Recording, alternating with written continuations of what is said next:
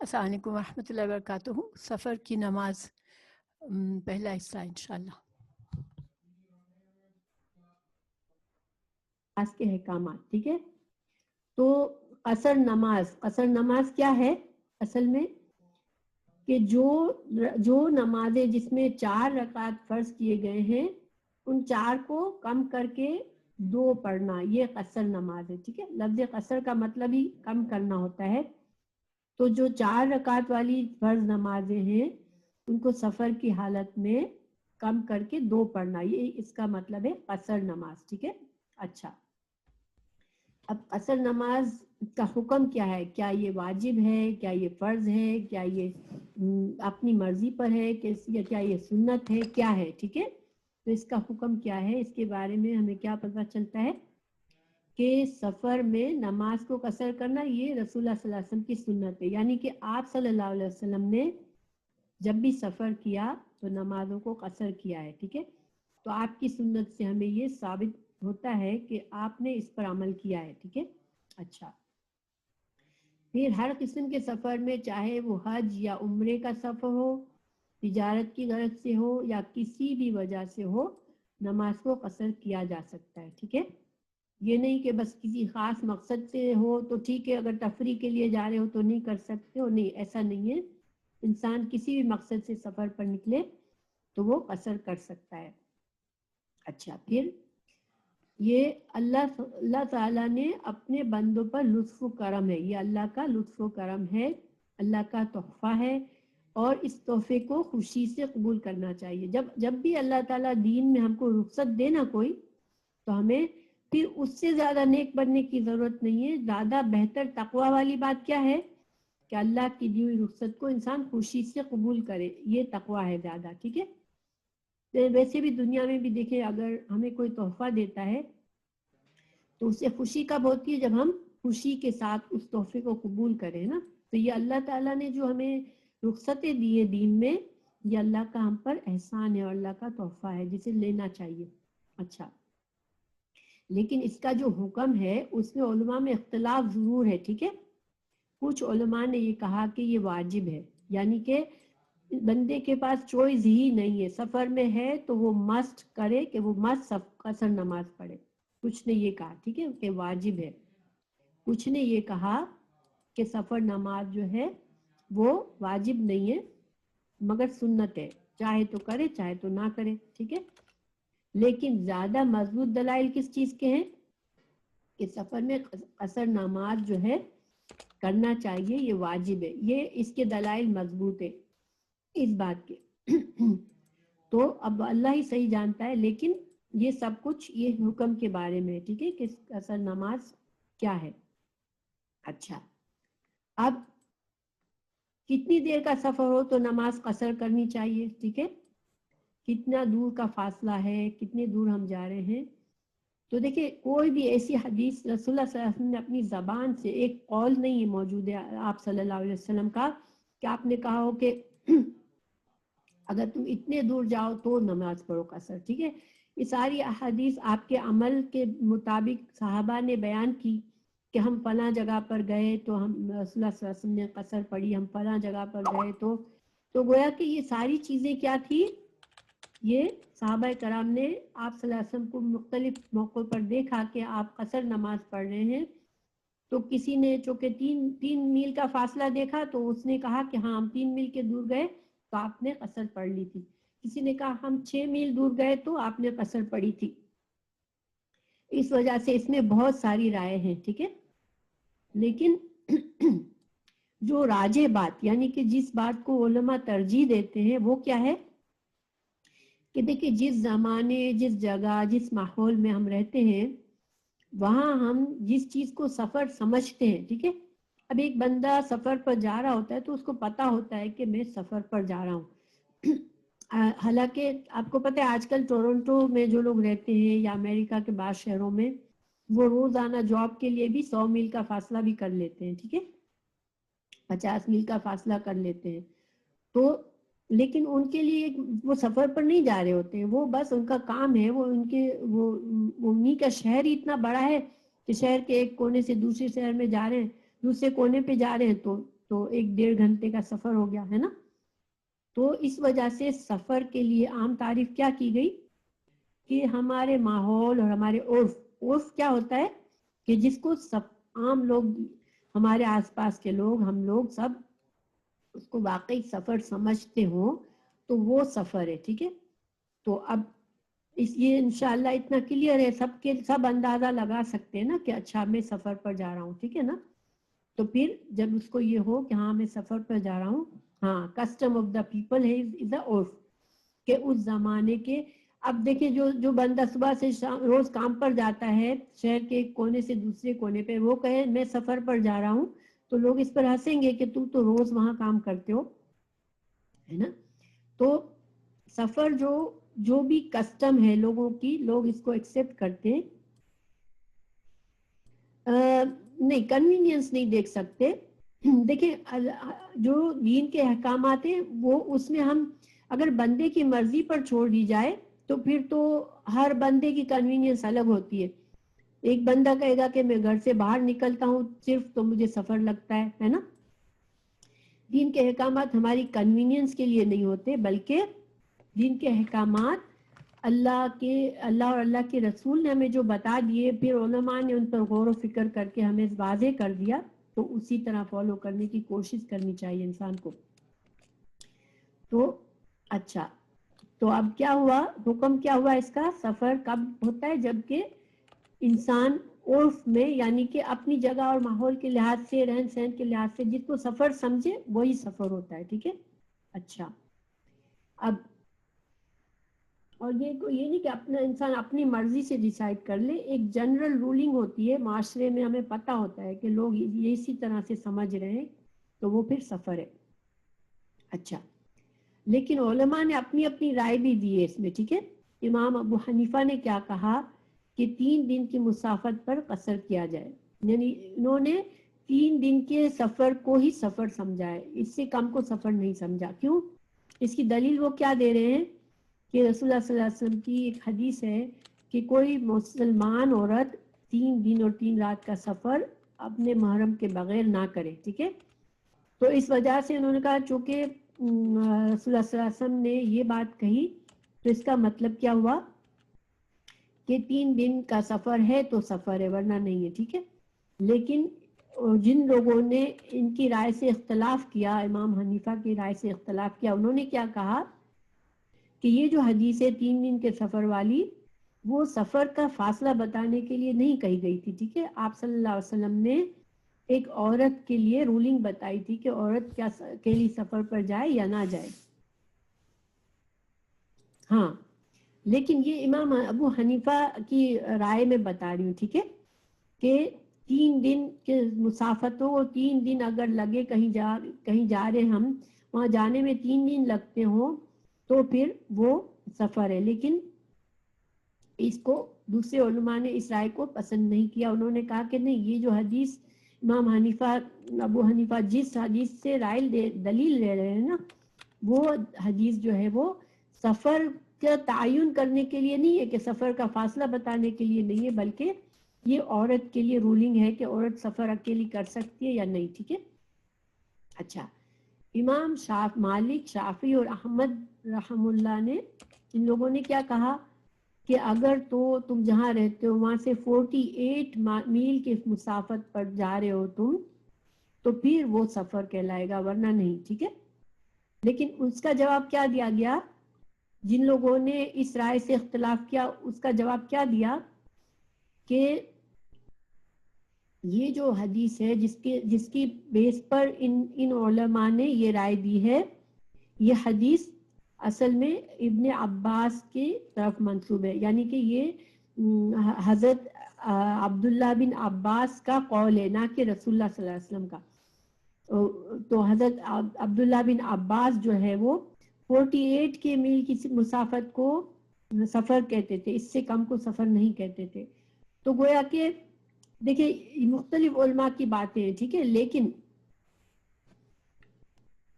اصل میں انسان کو اب کیا کرے، یہاں پر ہمیں 2 باتیں پتہ چلی مختلف علماء کی، لیکن اصل میں کس چیز کو ترجیح کس چیز کو دی گئی ہے کہ جس مسافت کو سفر سمجھا جائے عرف میں، اسی کو آپ سفر سمجھے. آپ 48 میل کو بھی نہ ناپیں، آپ 3 دن کو بھی نہ ناپیں، بلکہ آپ کیا کریں کہ جس مسافت کو سفر کہا جاتا ہے عرف میں، آپ کے ماحول میں، آپ کی جگہ جہاں آپ رہتے ہیں، تو آپ اسی کو سفر سمجھیں.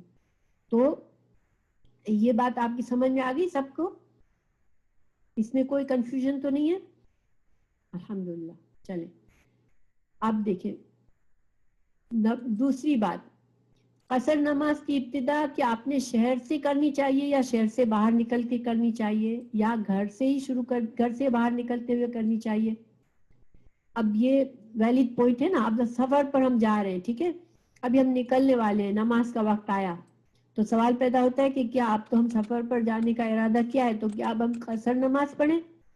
تو اس کا جواب کیا دیا علماء نے؟ اس میں بھی مختلف رائے بتائی، مگر جس بات کو زیادہ قبول کیا گیا وہ کیا ہے کہ انسان سفر کے لیے جب اپنا گھر چھوڑ دے نا، گھر سے نکل جائے بس، تو پھر وہ سفر پر ہی ہے. ٹھیک ہے، اب پھر گھر سے نکلنے کے بعد مثال کے طور پر اگر ہم نے گھر چھوڑا، ہم ایئرپورٹ پر پہنچے، تو بھی ہم سفر پر ہی ہیں. ٹھیک ہے، تو اب ہم اگر گھر سے، ہم مثال دے رہی ہوں میں آپ کو کہ مغرب کے ٹائم میں ابھی تھوڑی دیر ہے،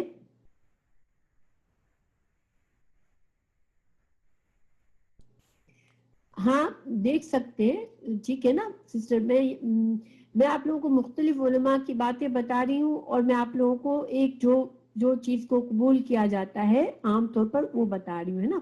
لیکن ظاہری کتابوں کے ڈھیر ہیں، انسان احادیث پڑھ کر بھی دیکھ سکتا ہے. بخاری میں بھی سفر کی بہت سی احادیث موجود ہیں، اور میں انشاءاللہ نیچے آپ کو وہ کچھ احادیث بھی میں نے لکھی ہوئی ہے، وہ بھی بتاؤں گی انشاءاللہ. لیکن جنرل میں آپ کو بتا رہی ہوں کہ انسان کیا کرے کہ ایئرپورٹ سے، جب ایئرپورٹ پر پہنچ جائے، تو اگر سپوز گھر سے ہم نکل رہے ہیں، ہاں بالکل، ہم اپنے دیکھیں اس لیے کیوں مشکل ہے کہ اگر ایک بندہ بولے نہیں میں تو حدیث کی کتاب پڑھ کے بس رولنگ نکالوں گا، اس میں کیا مشکل ہے کہ دیکھیں رولنگز انسان خود نہیں بنا سکتا. ٹھیک ہے، اب آپ نے ایک حدیث پڑھی، ہو سکتا ہے کہ بہت سی احادیث میں اس رولنگ کو بتایا گیا ہے، لیکن وہ تھوڑا تھوڑا مختلف ہے، اور پھر علماء کیا کرتے ہیں کہ ساری احادیث کو دیکھتے ہیں اور پھر رولنگ دیتے ہیں. ٹھیک ہے، اسی وجہ سے بہتر یہ ہوتا ہے کہ علماء کی بات کو مانا جائے، بجائے اس کے کہ انسان خود سے ہر چیز کی رولنگ بنائے. چاہے ہم بخاری کی کتاب سے پڑھیں، چاہے ہم کسی اور حدیث سے پڑھ لیں، ہمیں خود سے رولنگ نہیں بنانی چاہیے. کیونکہ ہمارے پاس اتنا علم نہیں ہے. ہم نے ایک حدیث پڑھی، مگر ہو سکتا ہے کہ بہت سی احادیث اگر ہم ایک ساتھ ملا کے پڑھیں، اس لیے کہ کانٹیکس میں پتہ چلتا ہے. بالکل کانٹیکس نہیں پتا ہوتا جب تک ہم کو، تو ہم غلطی کر سکتے ہیں. ٹھیک ہے، اس لیے کہ کس کانٹیکس میں کیا بات ہوئی ہے وہ جاننا ضروری ہوتا ہے.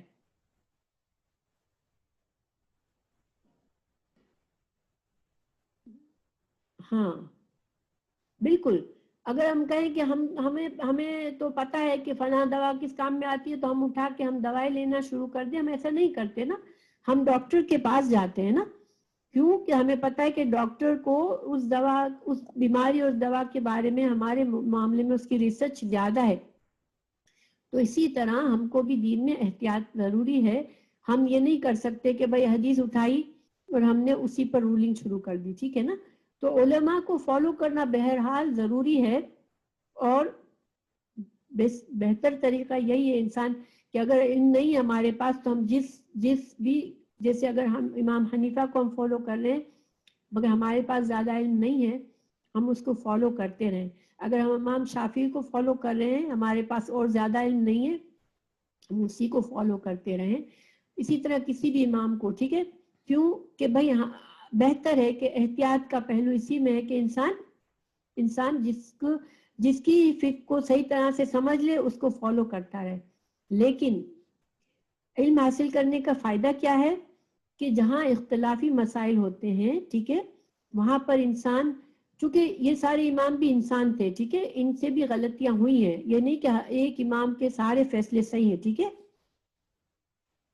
نہیں، ایک دوسرے کو کافر بھی نہ کہیں، اور دیکھیے کوئی بھی امام ہے اس سے غلطی کے چانسز ہیں بہرحال، ٹھیک ہے نا. تو جب ہمیں کوئی اختلافی مسئلہ پتہ چلتا ہے کہ اس مسئلے میں بہت بڑا اختلاف ہے، تو اور ہمیں اللہ نے اتنی صلاحیت دی ہے کہ ہم علم حاصل کریں، اللہ نے ہمارے پاس ٹیچر بھی مہیا کر دیے ہیں، تو ہم کیا کریں کہ اپنی پوری کوشش کر کے دلائل کو دیکھیں کہ فلاں امام نے کس چیز کو دلیل بنایا ہے، فلاں امام نے کس چیز کو دلیل بنایا ہے، اور پھر اس میں ہم دیکھیں کہ زیادہ تر علماء نے کیا جواب دیا ہے ان کے دلائل کا، پھر ہم فیصلہ کریں نا. یہ کام جو ہے وہ علم سے حاصل ہوتا ہے. اور ہمیں اس کے علم حاصل کرنے کا کیا فائدہ ہے؟ دیکھیں ہم راتوں رات ہم اپنے فقہ کو نہیں چینج کر دیں گے کہ ہم تو حنفی تھے، اب کل حنفی تھے، ہم آج شافعی ہو گئے ہیں نا. ہم ایسے نہیں کریں گے. نہ ہم شافعی ہیں تو اب ہم حنبلی ہو گئے، نہیں. ہمارا مقصد ہمارے ذہنوں کو کھولنا ہے، ٹھیک ہے، کہ ہمارے اندر جو ایک خوف ڈلا ہوا ہے کہ نہیں بس ایک امام ہی کی ساری باتیں صحیح ہے، ہمارے دل سے وہ خوف نکل جائے، پہلی بات. دوسرا، اگر بدعت کوئی ہمارے اندر بدعت آ گئی ہے اور وہ ہم سمجھتے ہیں کہ فلاں امام کی طرف سے آیا ہے، لیکن وہ اصل میں اس امام کی طرف سے آیا بھی نہیں ہوتا، ہمارے پاس کسی اور بدعت کی وجہ سے آ گیا ہوتا ہے، کسی مسجد کے امام نے ہمیں غلط بات بتا دی ہوتی ہے، کسی سے بھی غلطی ہو سکتی ہے نا. تو اگر ہم علم حاصل کریں گے تو ہمارے پاس ذریعہ ہوگا کہ ہم صحیح علم کو فالو کر سکیں انشاءاللہ. اور اگر ہمارے اندر کوئی بدعت ہے، کوئی غلطی ہے، تو ہم اس کو دور کر سکیں گے. یہ مقصد ہوتا ہے علم حاصل کرنے کا. جلد بازی اور اپنی مرضی اور اپنے آپ کو عالم سمجھ لینا راتوں رات، یہ باتیں بہت ڈینجرس ہے، ٹھیک ہے. ہمارا یہ مقصد نہیں ہے کہ ہم اپنے آپ کو عالم سمجھ لیں کہ نہیں اب ہمارے سارے فیصلے ہماری مرضی کے ہوں گے، ایسے نہیں ہوگا، ٹھیک ہے. اچھا، تو اب یہ جو ہے دیکھیں یہ ایک رائے کائنڈ آف میں ایک مثال دے رہی ہوں، ٹھیک ہے. اس لیے کہ کچھ علماء نے یہ کہا کہ جب انسان سفر کے لیے نکلا، گھر سے نکل گیا، تو پھر وہ سفر پر، اور اس کی حدیث کی دلیل کیا دی ہے؟ دیکھیں جب رسول اللہ صلی اللہ علیہ وسلم جو تھے، یہ بخاری میں حدیث ہے کہ آپ جب مدینہ سے نکل کر ذوالحلیفہ پہنچے، تو ذوالحلیفہ جو ہے وہ مدینہ سے 3 میل کے فاصلے پر ہے. تو مدینہ میں آپ نے ظہر نماز پوری 4 رکعت پڑھی نکلنے سے پہلے. جب ذوالحلیفہ میں پہنچے جو کہ 3 میل کے فاصلے پر ہے، تو وہاں پر آپ نے عصر کی نماز 2 رکعت قصر کر کے پڑھی. تو گویا صرف 3 میل کا فاصلہ تھا، لیکن آپ نے قصر نماز پڑھی. گویا آپ مدینہ سے اپنے گھر سے نکل چکے تھے، سفر کا آغاز ہو چکا تھا، آپ مکہ کی طرف جا رہے تھے، لیکن صرف 3 میل کے دور پہنچے تو آپ نے قصر نماز پڑھی. تو اس لحاظ سے میں کہہ رہی ہوں کہ ایئرپورٹ اگر ہم گئے، اب ہم سفر پر نکل چکے ہیں، تو ہم قصر کر سکتے ہیں، ٹھیک ہے. اگر لیکن کسی کو یہ ہو کہ نہیں مجھے ابھی تو میں اپنے ہی شہر میں ہوں، مجھے ایئرپورٹ پر ہی ہوں، مجھے قصر نہیں کرنی، تو الحمدللہ وہ اپنی پوری پڑھ لے، ہے نا. یعنی کہ یہ جو چیزیں ہیں اس میں فلیکسیبلٹی کیوں ہے کہ کہیں پر بھی آپ کو ایک حدیث ایسی نہیں ملتی جس میں اسٹرکٹلی کہا گیا ہو، رسول اللہ صلی اللہ علیہ وسلم نے کہا ہو کہ نہیں. ہاں بالکل 3 مائل اس زمانے میں 3 میل چلنا اور آج کے زمانے میں 3 میل چلنا، آج 3 میل تو ہم 5 منٹ میں گاڑی میں سفر کر لیتے ہیں نا، صحیح ہے نا، لیکن اس زمانے میں 3 میل چلنے کے لیے دیر لگتی تھی. تو چونکہ یہ وجوہات ہے کہ ہمارے پاس، اور آپ صلی اللہ علیہ وسلم نے بھی وسعت رکھی ہے. دیکھیں اگر آپ صلی اللہ علیہ وسلم ہمیں پابند کر دیتے اس زمانے کے ٹائم فریم کے لحاظ سے، تو آج کے زمانے میں اس سے ہمیں کمپلیکیشنز ہوتی.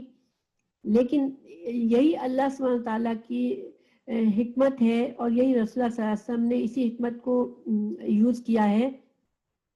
یہ جن احکامات میں ایگزیکٹ ورڈنگ سے رولنگ نہیں دی ہے نا آپ نے، تو اس کا مقصد ہی یہی ہے کہ امت کے لیے وسعت ہو، اس کام میں امت کے لیے کام کرنے کے لیے آسانی ہو، تھوڑی گنجائش ہو کہ اگر تھوڑا سا ادھر کر لیا، تھوڑا سا ادھر کر لیا تو بھی صحیح ہو جائے گا. نہیں اگر انسان نے سفر میں ہے اور غلطی سے پوری پڑھ لی تو الحمدللہ کوئی بات نہیں. غلطی تو ویسے بھی اللہ تعالیٰ ہمارے دین میں نسیان کے لیے پکڑ نہیں ہے، ٹھیک ہے. نماز بھی ہم کرتے ہیں. ہاں ڈیوریشن کو میں ابھی بتاتی ہوں انشاءاللہ. اگلا پوائنٹ ڈیوریشن کا ہے، میں ابھی بتاتی ہوں، اس طرف جاتی ہوں. مگر کہاں سے قصر شروع کریں وہ بات کلیئر ہو گئی سب کے لیے کہ کہاں سے شروع کریں. ٹھیک ہے الحمدللہ. اب دیکھیں آگے بڑھتے ہیں. کتنے دن تک قصر نماز جائز ہے؟ ٹھیک ہے اب دیکھیں کتنے دن تک جائز ہے. یہ ڈیوریشن کا سوال آ گیا. اس کی دو حالتیں ہیں. ٹھیک ہے ایک کیا ہے کہ مسافر گھر سے نکلا، اس کو ایگزیکٹلی پتا ہے کہ میں 4 دن کے لیے سفر پر جا رہا ہوں، 5 دن کے لیے سفر پر جا رہا ہوں، 1 مہینے کے لیے جا رہا ہوں، 6 مہینے کے لیے جا رہا ہوں، اس کو پتا ہے. ٹھیک ہے ایک تو یہ سچویشن ہوتی ہے. ایک کیا سچویشن ہوتی ہے کہ آپ کو کوئی وہاں پر پاکستان میں سپوز کوئی بیمار ہو گیا، اب آپ اٹھ کر چل دیے، آپ کو نہیں پتا کہ آپ کب تک وہاں رہیں گے.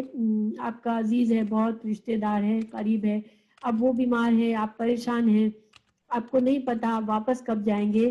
یا انسان جنگ چھڑ جاتی ہے اور انسان محاذ پر چلا جاتا ہے لڑنے کے لیے، یا پھر کوئی نیچرل ڈیزاسٹر ہوتا ہے، کہیں کچھ آیا، اب آپ والنٹیئرز میں ہیں، آپ مدد کے لیے گئے ہیں، آپ کو نہیں پتا آپ کتنے دن رہیں گے. تو یہ 2 سچویشنز ہو سکتی ہے سفر کی. ٹھیک ہے ایک جب مسافر کو پتا ہے کہاں جانا ہے، کتنے دن رہنا ہے. ایک میں مسافر کو پتا نہیں ہوتا کہاں جانا ہے، کتنے دن رہنا ہے. ٹھیک ہے تو ان دونوں کی رولنگز الگ الگ ہے. دیکھیں پہلی میں کیا رولنگ ہے کہ پہلی سچویشن میں مسافر مخصوص دنوں کے لیے جاتا ہے. جیسے ہم لوگ جاتے ہیں، ہم لوگ ریٹرن ٹکٹ لے کر جاتے ہیں، ہمیں پتا ہوتا ہے کہ ہم پاکستان جا رہے ہیں، کہیں اور جا رہے ہیں، ہم کو پتا ہوتا ہے ہم کو کب واپس آنا ہے. ٹھیک ہے نا. اس صورت میں امام ابو حنیفہ نے کیا بتایا کہ اگر تو آپ گھر سے نکلے، آپ کو پتا ہے کہ 15 دن کا سفر ہے آپ کا، 15 دن 16ویں دن آپ گھر میں آ جائیں گے. ٹھیک ہے اگر آپ کی یہ سچویشن ہے تو آپ اپنے سفر میں قصر نماز کریں. ٹھیک ہے اور آپ جو ہیں گھر آ کر اپنی ریگولر نماز پڑھیں. 15 دن میں آپ کا سفر پورا ہو گیا، آپ نے 15 دن یا اس سے کم 15 دن یا 15 دن سے کم کا سفر ہے تو آپ نے سفر میں قصر نماز پڑھنی ہے. ٹھیک ہے یہ امام ابو حنیفہ کی رائے ہے. ٹھیک ہے اچھا اگر 15 دن سے زیادہ کا سفر ہے، آپ گھر سے نکل رہے ہیں، آپ کو پتا ہے آپ 1 مہینے کے لیے جا رہے ہیں، تو اس میں پھر امام حنیفہ کی کیا رائے ہے کہ جب تک آپ سفر کے اندر ہیں، یعنی کہ آپ پلین میں ہیں، گاڑی میں ہیں، راستے میں ہیں، تو آپ قصر پڑھیں. مگر آپ جہاں پر جا کے آپ کو ٹھہرنا ہے 1 مہینے کے لیے، اب آپ وہاں پہنچ گئے تو آپ فرسٹ دن سے ہی پوری نماز پڑھیں گے. کیوں کہ آپ کا جو ڈیوریشن ہے وہ 15 دن سے زیادہ کا ہے، تو آپ فرسٹ دن سے ہی سفر آپ کا پورا ہو گیا، آپ وہاں پہنچ گئے، اب آپ فرسٹ دن سے پوری نماز پڑھیں گے. ٹھیک ہے یہ امام حنیفہ کی رائے ہے. ٹھیک ہے اس صورت میں جبکہ مسافر کو پتا ہو کہ کتنا لمبا سفر ہے. ٹھیک ہے اچھا امام شافعی، مالک اور امام حنبل نے اس میں کیا رائے دی کہ اگر آپ گھر سے نکلے صرف 4 دن کا معاملہ ہے، ٹھیک ہے 4 دن یا اس سے کم کا سفر ہے تو آپ قصر نماز پڑھیں گے. ٹھیک ہے اگر آپ گھر سے نکلے، آپ کو پتا ہے کہ آپ کا سفر 4 دن سے لمبا ہے، تو آپ صرف راستے کے ڈیوریشن میں قصر کریں گے، وہاں پہنچ جانے کے بعد آپ شروع سے ہی پوری نماز پڑھیں گے. اس 2 رولنگ آپ کو سمجھ میں آئی؟ ان دونوں کی رولنگ سمجھ آئی آپ کو؟ 1 ٹائپ کر دیں. جی الحمدللہ. اب دیکھیں انہوں نے یہ ڈیفرنس آف اوپینین کی کیا وجہ ہے، تو اس کی دلیل کہاں سے لی گئی ہے. ٹھیک ہے اب اس کی دلیل جو ہے، جن لوگوں نے کہا کہ 4 دن آپ کو الاؤڈ ہیں یا 4 دن سے کم، ہاں ابھی انشاءاللہ میں ریپیٹ کرتی ہوں. تو امام شافعی، امام مالک، امام حنبل نے کیا کہا کہ 4 دن یا 4 دن سے کم آپ کہیں جا رہے ہیں، ٹھیک ہے آپ کا اسٹے 4 دن یا 4 دن سے کم ہے، تو آپ کیا کریں گے کہ آپ قصر نماز کریں گے. گھر سے نکلتے وقت آپ کو پتا ہے کہ آپ کا جو سفر ہے وہ 4 دن سے زیادہ کا ہے، تو آپ صرف سفر کے دوران جب تک راستے میں ہیں تو آپ قصر کریں گے. آپ کو جہاں جا رہے وہاں پہنچ گئے تو پھر آپ پہلے دن سے ہی فل نماز پڑھیں گے, قصر نہیں پڑھیں گے, ٹھیک ہے. اور امام حنیفہ نے 15 دن کہے. باقی رولنگ ایک ہی ہے دونوں کی, یعنی کہ صرف سفر کے راستے میں آپ قصر کریں اور باقی ٹائم میں پوری کریں. اگر 15 دن ہے تو 15 دن سے زیادہ ہے تو. اور امام شافعی, مالک, احمد نے کہا کہ 4 دن سے زیادہ, ٹھیک ہے. اچھا, ابھی اس کی دلائل کیا ہے؟ جو 4 دن والے لوگ ہیں وہ کیا دلیل لیتے ہیں, کہاں سے دلیل لیتے ہیں؟ کہ جب رسول اللہ صلی اللہ علیہ وسلم حجۃ الوداع میں مکہ گئے, ٹھیک ہے, اور جب مکہ میں جب حج کے مناسک سے فارغ ہو گئے, ٹھیک ہے, جب فارغ ہو گئے حج کے مناسک سے, تو آپ نے جو مہاجر مکہ سے مدینہ چلے گئے تھے ہجرت کر کے, ان میں کیا اناؤنسمنٹ کیا کہ تم لوگوں کو اپنی ہجرت کا ثواب قائم رکھنا ہے اگر, تو تم 3 دن مکہ میں ٹھہر سکتے ہو, چوتھے دن تم کو نکل جانا ہے مدینہ کے لیے. کیوں؟ اگر تم 4 دن سے اوپر رہ گئے تو تم وہاں کے مقیم بن جاؤ گے, تمہارا اسٹیٹس جو ہے وہ مسافر کے بجائے مقیم کا ہو جائے گا, کہ تم نے وہاں قیام کیا ہے تو تمہاری ہجرت کا ثواب ضائع نہ ہو جائے. یہ آپ صلی اللہ علیہ وسلم نے اس وجہ سے ان کو اجازت کتنی دی تھی؟ صرف 3 دن کی, اور چوتھے دن سفر کرنے کے لیے کہا تھا. تو اس وجہ سے یہ جو تینوں ہیں, امام شافعی, مالک اور امام حنبل نے یہ رولنگ دی کہ چونکہ آپ صلی اللہ علیہ وسلم نے یہ کہا تھا کہ چوتھے 4 دن کے بعد جو رہے گا وہ اپنے ہجرت کے ثواب میں کمی کرے گا, تو پھر اس بنا پر انہوں نے کیا کہا کہ کوئی بھی مسافر کہیں جاتا ہے تو اگر 4 دن سے زیادہ, 3 دن جیسے رہ گیا, چوتھا دن تو سفر کا ہوتا ہے, اگر 3 دن مکمل کر لیے, چوتھا دن بھی وہیں رہ گیا, تو پھر وہ اس کا اسٹیٹس جو ہے وہ اس جگہ پر مسافر کے بجائے مقیم کا ہو جاتا ہے, وہاں کے رہنے والے کا ہو جاتا ہے. اور اس کی ایک اور دلیل انہوں نے کیا دی کہ حدیث میں ہے کہ کوئی تمہارے گھر مہمان آئے تو 3 دن تک اس کی مہمانی کرو, اس کو عزت دو, اس کے لیے ایکسٹرا ایفرٹ ڈالو, اس کو اچھا سے اچھا کھانا, اچھے سے اچھا بستر دو, ٹھیک ہے. لیکن اگر 3 دن سے زیادہ کوئی رہا ہے تو اس کو گھر والوں کی طرح ٹریٹ کرو, جو آپ کے گھر والوں کو کھلاتے ہو, جو ان کو جو رہن سہن کا ان کا بندوبست کرتے ہو, آپ ان کو اسی طرح ٹریٹ کرو, ٹھیک ہے. پھر آپ ان کو مہمان کی جو اسپیشل مہمان کا جو ٹریٹمنٹ ہوتا ہے وہ اب مت دو ان کو.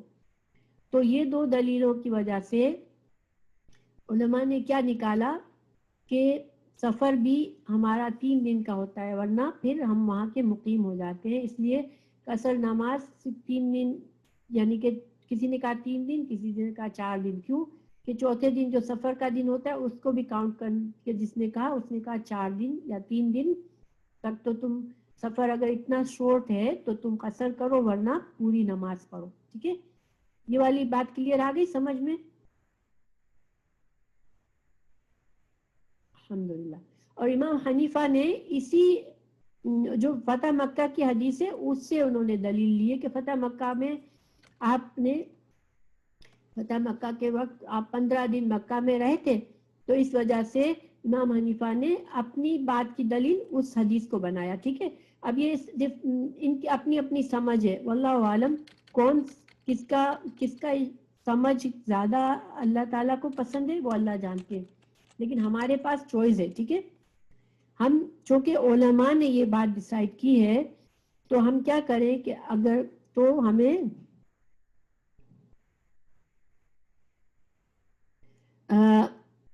مکہ میں, ہاں آپ صلی اللہ علیہ وسلم مکہ میں رکے تھے, اس میں 10 دن تک آپ رہے تھے وہاں, لیکن وہ جو یہ علماء جو تینوں ہیں نا وہ کیا کہتے ہیں کہ جو فتح مکہ کا سفر تھا وہ اس رولنگ میں نہیں آتا. کیوں کہ وہ جنگ کا سفر تھا, اور اس میں رسول اللہ صلی اللہ علیہ وسلم نے یہ نہیں کہ پہلے سے پلان کیا تھا, اناؤنس کیا تھا کہ ہم 10 دن رہیں گے یا 15 دن رہیں گے. وہ تو ایک جنگی سچویشن تھی, تو آپ کو معلوم نہیں تھا, اس لیے آپ 15 دن رہے اور آپ قصر کرتے رہے. لیکن چونکہ فتح مکہ کا جو موقع تھا یعنی حج وداع کا موقع تھا اس میں جنگ کی حالت نہیں تھی اور اس نے آپ نے اناؤنس کیا تھا، تو اس وجہ سے امام شافعی، مالک اور حنبل نے اس بات کو ترجیح دی. ٹھیک ہے، بات سمجھ آئی؟ اوکے الحمدللہ.